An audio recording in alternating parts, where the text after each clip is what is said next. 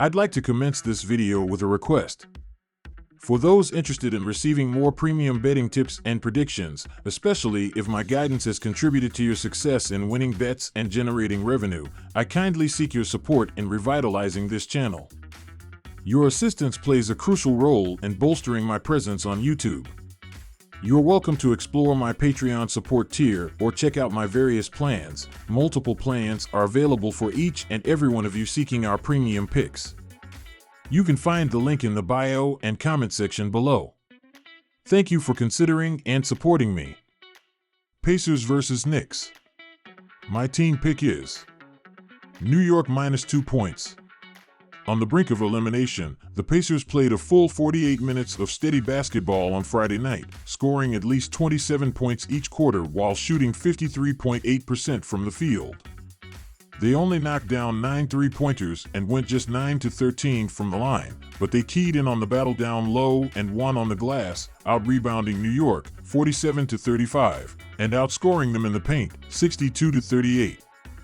In 12 postseason games, the Indiana offense is averaging 112.9 points per game while shooting 49.4% from the field and 37.1% from beyond the arc, with 13 threes and 12.4 free throws a night. On the defensive end, the Pacers forced only 9 turnovers out of the Knicks, but managed to block 8 shots on the night, and they held them to 21 second quarter points to gain an advantage going into the half.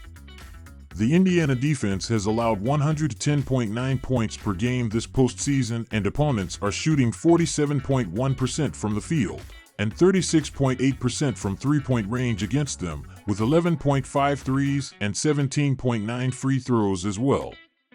On the glass, Indiana is getting to 41.6 rebounds per game for a -1 rebound differential. For the second straight game, Pascal Siakam was the team's leading scorer with 25 points on 11-21 shooting. The Pacers forward added 7 boards, 5 assists and 2 steals in the winning effort. Tyrese Haliburton dished out a team-high 9 assists to go with a 15-point effort, which was backed by 3 three-pointers. This series has been all about home court advantage, which is very bad for the Pacers heading into Game 7 at one of the most hostile arenas in the land. Hart's availability will be very key to the Knicks pulling this off. The guard has been massive in the postseason, and his absence was notable on Friday night after he was forced out of the game. OG Anunoby is also a question mark after missing the last 4 games with a hamstring strain. However, I can't imagine that this team goes down in a Game 7 at the Garden. Brunson will pick up any slack. He's become a true leader in this run, and he won't allow it to end in front of the home crowd. New York knows they need to regain their positioning in the paint, and when they establish that, they'll be golden. New York has lost just once at home this postseason. Take the Knicks giving the points. My total pick is over 208.5 points. The Knicks started out Game 6 on the right foot, scoring 30 points in the first quarter, but then they napped a bit in the middle quarters, anchored by 33.3% shooting in the second and 43.9% overall. They managed to hit 13 threes in the loss, and they shot 18-26 from the line, but they were bossed around down low, an area where they have mostly dominated in the postseason.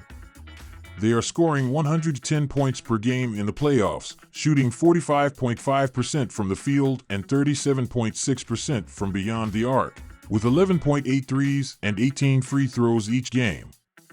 The New York defense allowed 116 points in Friday's loss, the 4th time in this series that they have allowed at least that many points.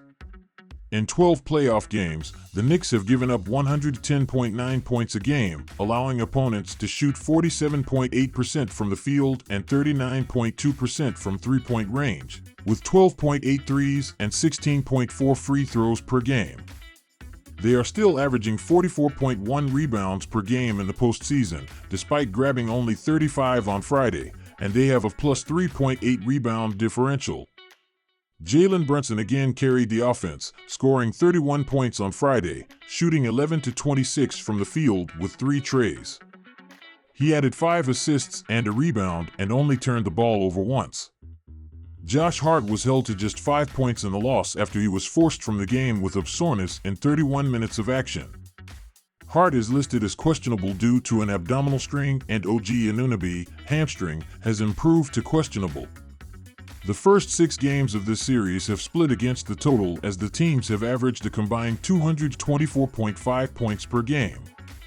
The lowest combined score in any of these games was the 207 points scored in Game 3, so even when one of these teams is off, they are still scoring plenty. They are the 2 highest scoring offenses in the postseason, and neither side is a defensive juggernaut by any stretch. One team has scored at least 121 points in 4 of the 6 games thus far, and each team has been held under 100 points just once apiece. The over is 6-4 in the last 10 games for both teams. Take the over. Timberwolves versus Nuggets. My team pick is Timberwolves plus 4.5 points.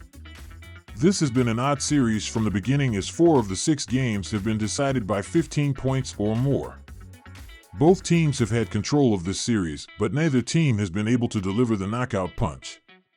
Minnesota has won their games with high-level defensive play, while the Nuggets have won their games behind big offensive efforts. I expect for Game 7 to be much closer, with both teams playing with desperation or urgency. The Nuggets have relied on their offense, and they have gotten some very inconsistent shooting from Jamal Murray and Michael Porter Jr., who have been the Nuggets' top 2 shooters this season. Minnesota has gotten all-star level play from Anthony Edwards in this series, but their defense has been the key to their success. In today's NBA, it's easy to take the best offensive team to win games, but I'm going with the defense in this game. Minnesota has owned the paint in this series on both ends of the floor, and their defense on Murray and Porter Jr. will help them win this series and cover the spread. Anthony Edwards will have another big-time game, and the Timberwolves bench will continue to outplay the Nuggets bench. My total pick is over 197.5 points. The Nuggets put together another poor performance on both ends of the floor, and they were once again plagued by a slow start. Denver started off slow against the Lakers in nearly every game of that series, but they were able to recover and win most of those games. In Game 6, the Nuggets shot just 30.2% from the field and 19.4% from 3. Nikola Jokic led the Nuggets with 22 points and 9 rebounds. Aaron Gordon finished with 12 points, 8 rebounds, and 4 assists, while Jamal Murray added 10 points. Murray shot just 4-18 from the field, while Michael Porter Jr. and Kentavious Caldwell-Pope combined to shoot 3-12 from 3. The Nuggets were out-rebounded by 19 and outscored by 10 in points in the paint. With both teams struggling offensively, this series has seen a lot of games go under the total, but Game 7 will be a high-scoring affair. While Murray and Porter Jr. have struggled shooting the ball at times, Nikola Jokic has had very little problems dealing with the length and size of the Timberwolves, and while we know him to be a great passer and scorer, Jokic will come out in Game 7 looking to be ultra-aggressive and look for his shot. Minnesota has not been consistent on the offensive end, but what we have seen is that Anthony Edwards can go off at any point in the game. When Edwards is aggressive to start the game, it opens up a lot of easy baskets for his teammates, and that's when Minnesota is most dangerous. The stars from both teams will be ready to shine, and this game will go over the total.